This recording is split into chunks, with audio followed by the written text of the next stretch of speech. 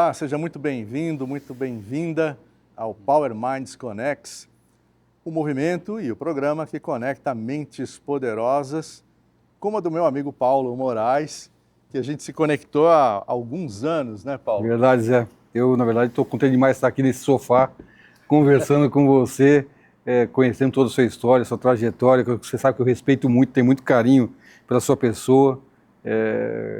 E agora num mastermind incrível como esse, né? Eu acho que isso é demais, é incrível. Não, legal.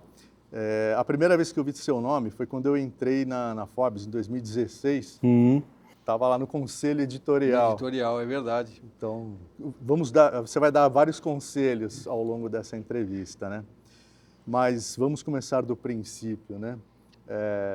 Onde você nasceu, onde você cresceu, onde você estudou, quantas goiabas do vizinho você roubou. É mais ou menos isso, mas na verdade a gente roubava a siriguela do terreno do vizinho, lá em Ribeirão Preto, já numa etapa da vida, quando eu fui para o interior de São Paulo. Siriguela, então, eu não sei nem o que é. Então, é a frutinha do Nordeste brasileiro, que aqui no interior de São Paulo ainda tem, que é uma delícia, Zé.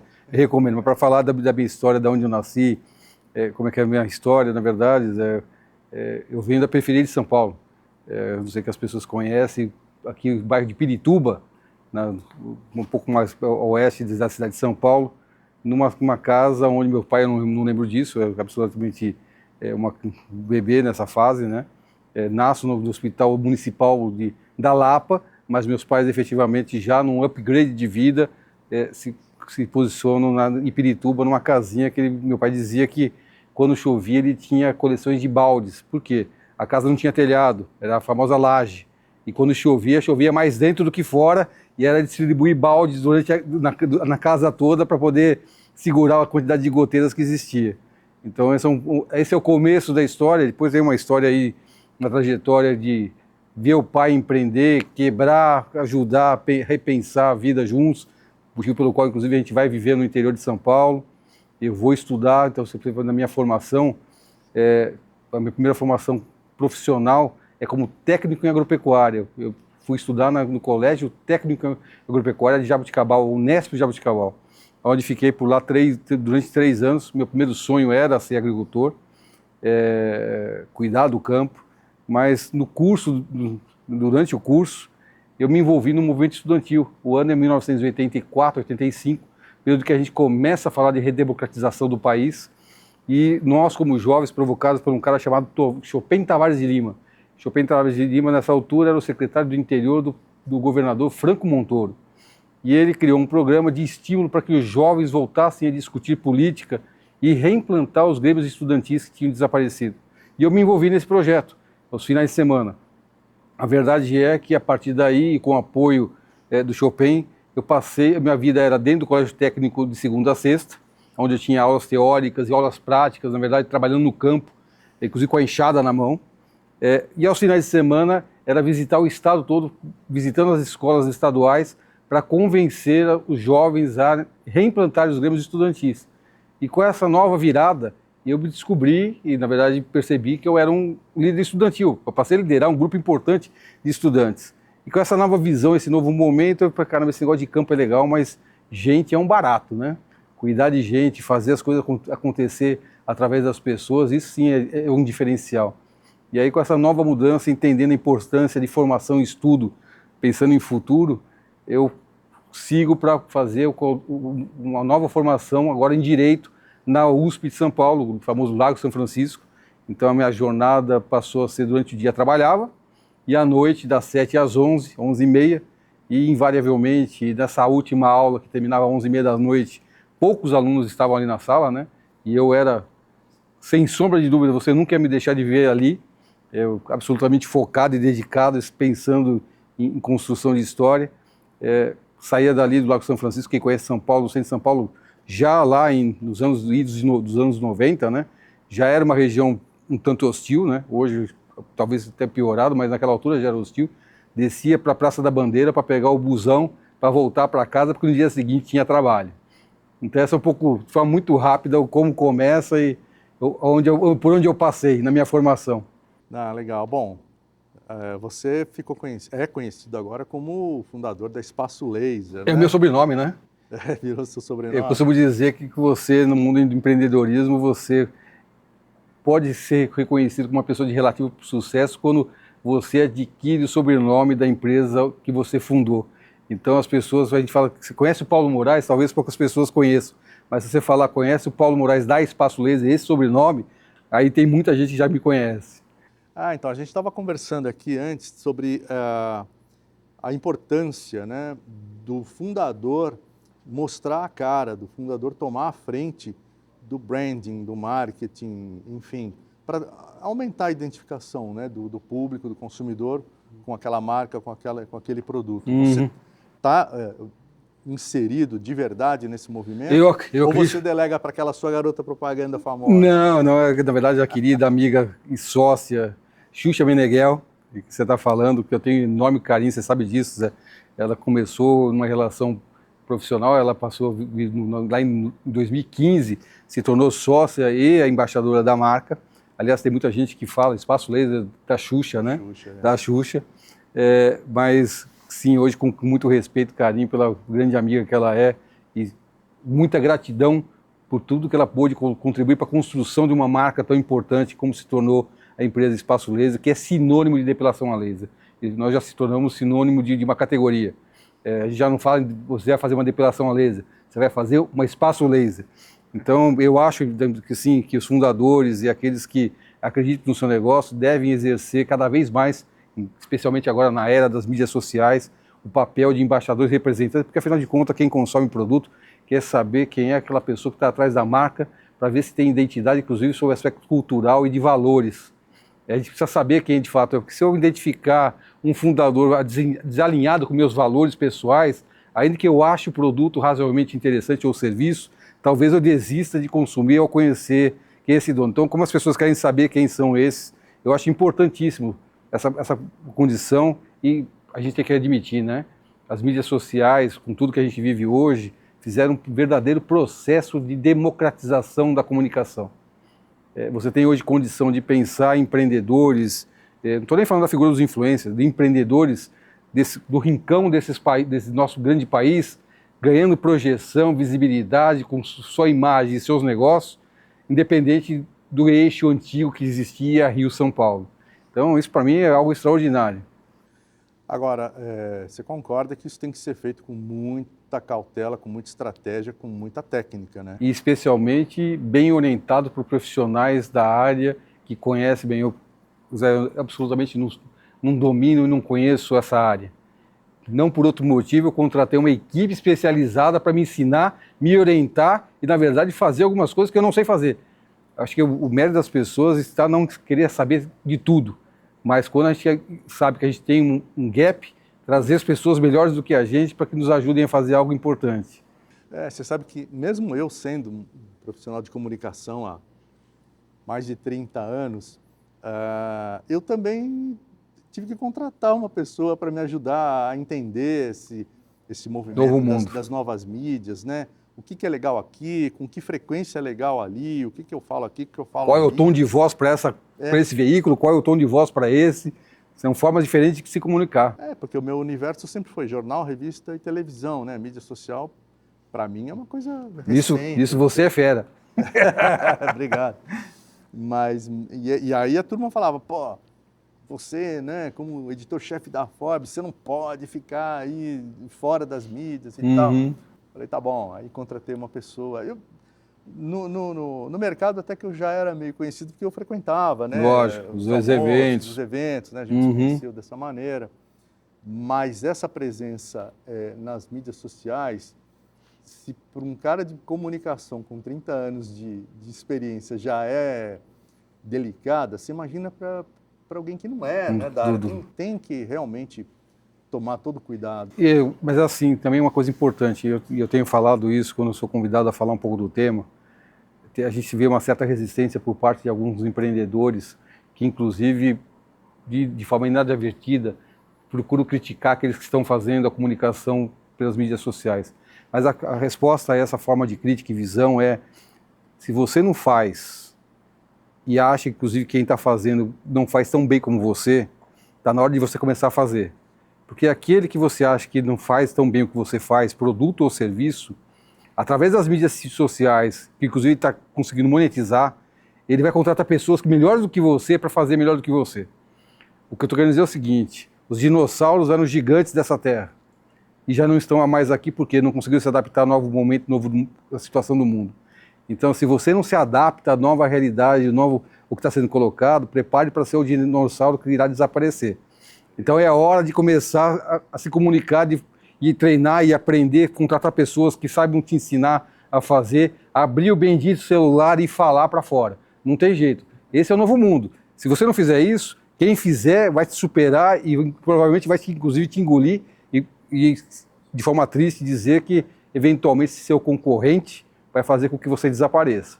Mesmo o produto ou o serviço dele sendo inferior. Eventualmente, sim. Eventualmente é, né? Eventualmente, sim. Agora, como eu disse para você, aqueles que estão falando, inclusive monetizando pelo fato de estar falando, gerando valor através disso, estão tendo condições de contratar mais pessoas melhores do que eles para fazer melhor do que a gente está fazendo. Agora, para encerrar esse bloco, no lado pessoal, quais são os seus hobbies? Eu tenho um hobby que eu, inclusive, posto nas minhas mídias sociais, recuperado do tempo do meu pai, lá na infância, que é o aeromodelismo. Ah, que legal. Numa etapa do aeromodelismo muito diferente de quando eu comecei lá no passado. O aeromodelismo hoje, de controle de aviões em modelo escala, que é algo incrível, inclusive com uma tecnologia embarcada nesses brinquedos, entre aspas, que fazem minha cabeça entrar em estado de tranquilidade e, mais do que isso, concentração, esquecendo todo o universo que eu tenho no dia a dia. Porque uma coisa é certa, no aeromodelismo, se você começar a pensar de coisas diferentes do que você está fazendo ali, vem pro chão. Mas o seu é controle remoto ou é Controle de remoto? cabo? Não, hoje ainda existe o aeromodelismo a cabo, mas hoje já no controle remoto. Eu lembro, tinha um primo que fazia também os aviões incríveis dele. É querosene, né, que se usa? Então, hoje, essa coisa evoluiu muito. Os motores já são motores na combustão de gasolina de avião mesmo. Ah, é? Ixi. Você tem ainda o modelo de óleo de álcool metílico com óleo de rícino na mistura, mas os mais modernos, inclusive, além disso, na evolução disso, você já tem aviões em turbina em querosene, como se queima querosene de um avião a jato de verdade. Caramba. É incrível. A evolução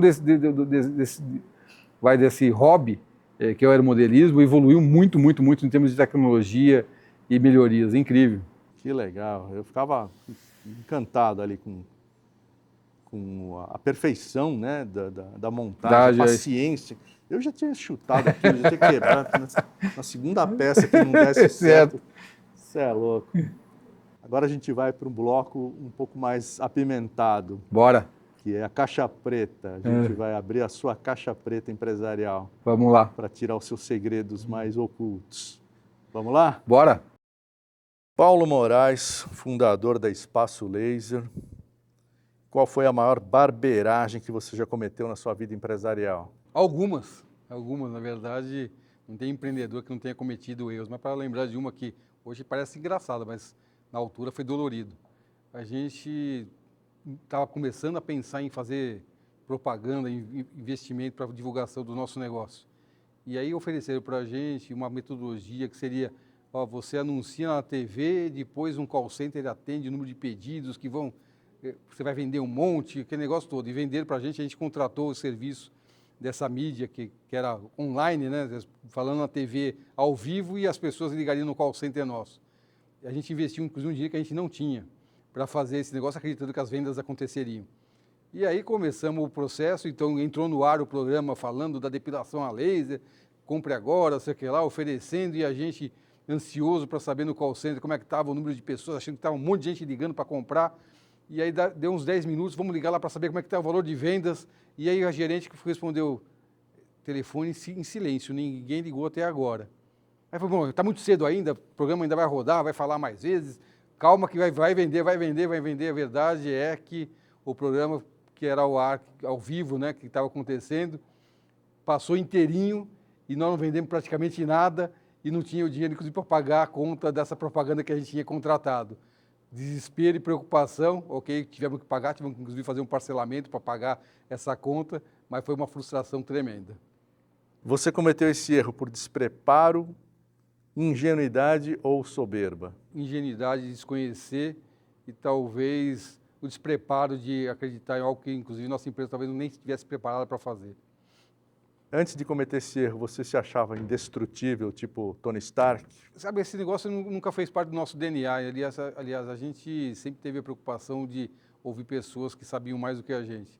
Mas, por vezes, a gente acha que sim, né? A gente se acha tão senhor do negócio que a gente abre mão de ouvir pessoas que conhecem mais do que a gente do negócio. Você já puxou o tapete de algum sócio, concorrente ou parceiro? Não, Zé. Esse é um valor importante na minha vida. Eu acredito que nada na vida é feito se você não tiver parceiros ao seu lado. E respeitando a importância disso, eu sempre tive a preocupação. Agora, se a pergunta fosse inversa, se já foi enganado por algum sócio, algum parceiro, a resposta, infelizmente, sim. Obviamente, você não vai dizer quem foi. Não, até porque eu tenho certeza que eu estou melhor do que ele nesse momento. E qual foi o seu maior acerto no mundo dos negócios? Um dos negócios, o melhor acerto da minha vida é minha família. Sem sombra de dúvida, esse foi o grande projeto de vida que, graças a Deus, deu certo. Tenho o maior orgulho desse grande projeto. Mas do mundo dos negócios, eu ganhei o sobrenome da Espaço Laser, então eu tenho um enorme orgulho da companhia que criamos, uma companhia com 10 mil colaboradores, mais de 800 lojas espalhadas pelo Brasil e fora do Brasil, uma companhia que tem 96% da sua força de trabalho na mão de mulheres, hoje com uma CEO, inclusive mulher, uma companhia que já atendeu 7 milhões de pessoas na sua história, impactando de forma positiva essas pessoas. Então tem motivo de sobra para comemorar e dizer, esse sim foi um grande projeto que tem o meu DNA, a minha história gravada ali. Então, por outro motivo, as pessoas me conhecem, como disse, meu sobrenome, na verdade, não é Paulo Moraes, é o Paulo da Espaço Laser. Agora aquela pergunta da moda. Se você voltasse no tempo e encontrasse com você aos 20 anos de idade, que conselho você daria para você mesmo? Acredita, vai firme que vai dar certo, cara. E como é que você separa Paulo Moraes do Paulo da Espaço Laser? Atualmente sim, porque eu não estou mais no dia a dia da empresa, né? É possível falar hoje que eu pense 100% em Espaço Laser. Aliás, eu sou metódico nisso, tá? Como hoje eu tenho algumas investidas, eu sou um cara cartesiano na gestão do meu tempo, porque hoje o maior patrimônio que eu tenho no meu dia a dia é meu tempo dedicado às coisas que eu faço. Então, se são 6 empresas investidas e cada um dentro de um tamanho e patamar, eu tenho que fazer uma gestão inteligente de tempo equalizando. E, lógico, mais do que a marca Espaço Laser, eu procuro aproveitar toda a experiência adquirida com a construção dessa empresa chamada Espaço Laser, porque, lógico, veio com muito aprendizado. Como disse para você, erramos algumas vezes. E toda vez que a gente errou, anotado o erro para a gente não cometer novamente. Paulo, como é que você lida com o assédio dos aproveitadores? Vamos lá. É lógico que a gente entende que algumas pessoas têm esse olhar de tentar tirar de alguma forma proveito da sua proximidade. Quando a gente identifica pessoas que estão preocupadas em tirar proveito do dia que você colocou, o foco é com muita habilidade se afastar. Na vida, seja interessante e não interesseiro. Os seus filhos são mais importantes para você do que Espaço Laser ou é o contrário? Não dá nem para colocar na balança para tentar pensar em comparar. É lógico que eu dedico ainda parte importante da minha vida com eles, mas na balança de valores de vida, nada, absolutamente nada, nem Espaço Laser vai suplantar nem minha esposa, nem meus filhos, que são o motivo da minha existência. Aí não dá nem para pensar em colocar na balança. Não tem nenhum momento, nem prestigiar. A gente está pensando aí de coisas que são absolutamente diferentes. Valores de vida, para mim, o valor máximo é a relação construída de pessoas, família, sem sombra de dúvida, mas pessoas. Um vício, hábito ou mania que você preferia não ter? Trabalhar demais. Eu sou obstinado pelas coisas que faço e às vezes faço de forma exagerada.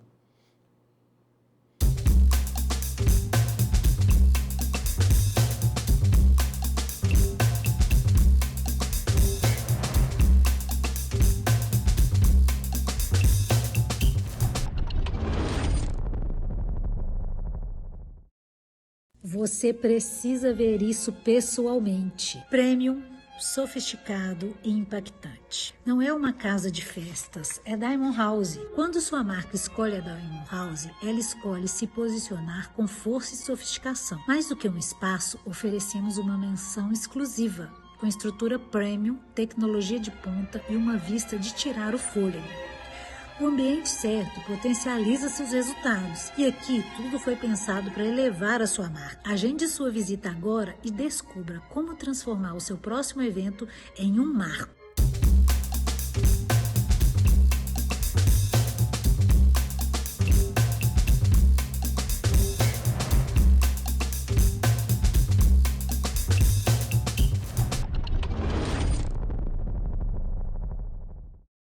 Hoje são quase 700 empresas. 700 empresas? Quase Legal. 700 empresas. E tem uma movimentação bem expressiva de permuta mensal, já beira aí na casa dos milhões, que para a gente é uma alegria imensa, que isso quer dizer que o mercado está ardente, né, para conhecer aceitando a permuta. Bem essa Hoje o nosso novidade. papel ele até é bem educacional, de mostrar que a permuta ela tem valor, sim, que ela não é um falta recurso. Na verdade, você tem a inteligência de você poder comprar sem gastar o seu dinheiro. Quem é que tem essa capacidade com qualidade? Então, a gente até fala que são os heróis aí do empreender. Então, é isso, assim, tem uma expressividade já, né? Quando eu tive a oportunidade, né, de estar com o Herbert fazer a mentoria em empreendedorismo, aí que eu fui entender, né, o quão válido realmente é você ter um mentor, né, você ter um coach. E o Fry, na imersão que eu fiz com ele comenta assim, né, você pode chegar na empresa que você trabalha, pega uma pessoa que você admira, que você gosta, chega para ele e fala, gostaria que você fosse meu mentor. E aí eu falei, poxa, não é simples assim. Né? Imagina, eu vou chegar para alguém da minha empresa e falar, quero que você seja meu mentor. Ele já tem as atividades dele, tem os trabalhos dele, possivelmente já tem até mesmo os mentorados, seja responsável. E então era uma coisa assim que eu ficava, poxa, mas como é que eu posso, né, ter um mentor? Como é que eu posso buscar um mentor? E aí veio realmente essa questão do Herbert, né? Então ele veio assim, ele ofereceu um curso de mentoria e eu falei, bom, vou apostar, vou ver como é que é. E realmente assim eu vejo que ter um coach, né, até o inverso, porque normalmente as pessoas começam com um coach e depois vão para um mentor. Eu comecei diretamente com um mentor e um dos mentorados do Herbert também é coach. E eu tive agora no final do ano uma oportunidade de a gente fazer uma sessão com essa coach e realmente eu vi que assim faz toda a diferença, né? Então realmente assim a gente tem que buscar esse conhecimento, né, essa ajuda, porque realmente é transformador. É impressionante como a maioria das pessoas que passam, dos empreendedores que passam por aqui, tem a mesma estrutura de história, né? De começar de um jeito e São os improváveis, tá, desacreditado, e aí tem um sinal, e corre atrás disso, ninguém acredita, e de repente... né? Eu acho que nós somos movidos pela fé, né? Eu acho que é fé e crer, né? Fé e disposição de fazer aquilo que tem que ser feito. Eu acho que é isso. Eu acho que o sonho, ele vira uma meta e é uma busca incessante de ver acontecer, né? É uma busca, e eu acho que chega um momento também que você fala, as pessoas precisam saber o que aconteceu para saber que na vida delas pode acontecer também. Há alguns anos eu descobri um fundo chamado Fundo 157. É sobre isso que fala o seu livro? Não. Não? Fundo 157. Fundo 157. Tem cara de nome de golpe, isso, não tem? Nada de golpe. Mas ele foi criado na época do regime militar. Ih, olha lá, acertei uma parte. O que é o Fundo 157? Uma parte do imposto de renda, ele era retido para um fundo com remuneração. E hoje ainda tem cerca de 10 bilhões para ser resgatado. Ele era retido automaticamente, não era o trabalhador que ia... Não, automático. Tá, igual o FGTS e tal, né? Isso. E tem quanto perdido lá? Cerca de 10 bilhões. 10 milhões? Bilhões? B de bola? B de bola. Ei lá. Para onde vai esse dinheiro? Guardado, fica no governo, cofres públicos. E como é que a gente faz para saber se a gente tem lá R$100 perdido? Consulta a CPF. CPF também? Digita no Google Fundo 157. Aparece Fundo 157, ó, anota aí, Fundo 157. Nosso, que é esse software. Hoje, grandes empresas aí que estão listadas na bolsa, tá? Então a gente atende grandes empresas, posso até citar algumas, né? Cite, por favor. Rocher, Mafre, de sapatos Democrata, VEG. Então assim, Você atende a VEG? Atendo a VEG. Ó, que beleza. Ferreiro Rocher, Grupo Segurador Mafre, Grupo Segurador chama Brasil Seg, que era da BB e Mafre, né? Aí separou, virou. Nós temos concorrentes e os nossos concorrentes hoje são os nossos parceiros também. Então a gente produz a matéria-prima, hoje nós somos considerados os líderes de produção de fungos biológicos. Né? Então nós produzimos a matéria-prima e vendemos a matéria-prima para os nossos clientes que na ponta são concorrentes. Né? A gente não atua na ponta, diretamente na ponta. Né? A gente trabalha muito B2B. Lá no B2C a gente não é o foco da Toyobo trabalhar no B2C, e sim fornecer e ter a parceria cada vez mais forte com os nossos clientes, né? Mas fornecendo a matéria-prima. Esse é o foco. E aí começamos uma brincadeira bacana. Começou 2004, 2005, montei um consultório numa sala dentro da clínica do meu marido, que tem uma clínica de fisioterapia. 1 ano e meio depois ficou pequenininho, eu digo, agora eu vou para uma casa. Aí montei essa casa com 2 consultórios, aí eu me vi não a dentista que fazia todas as especialidades que praticava, mas a dentista especialista em ortodontia. Mas ainda não tinha cliente o suficiente para ficar todos os dias no meu consultório. Então eu ficava 2 dias na minha clínica, uma clínica geral que eu contratei para fazer o clínico, endodontia, as demais especialidades, e continuava girando.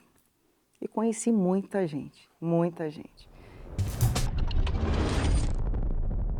Eu tive a ideia de pegar as pedras da rua, lavei, encerei e montei uma banca de vendas.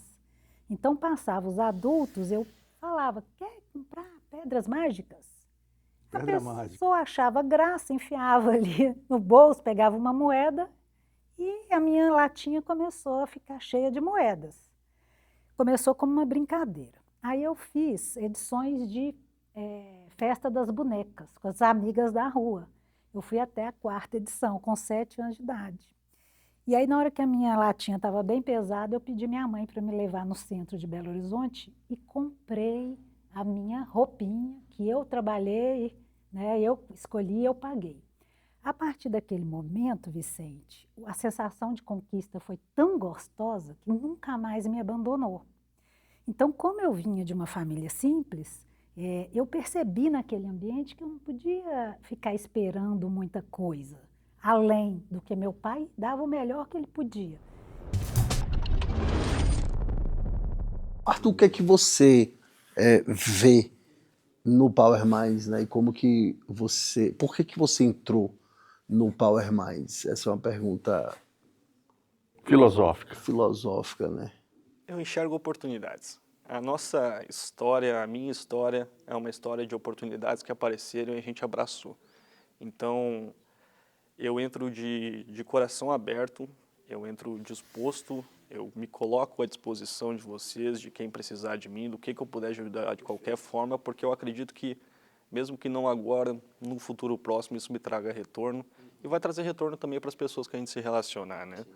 Para mim, que comecei do meu quarto, eu tinha essa coisa, uma vibe um pouco mais introspectiva e não adianta, cara. Negócios crescem de fora para dentro, né? Você tem que sair, tem que se conectar, tem que conhecer as pessoas. Né? Exatamente. Pouco tempo que a gente ficou aqui à tarde, quantas conexões você já fez aqui?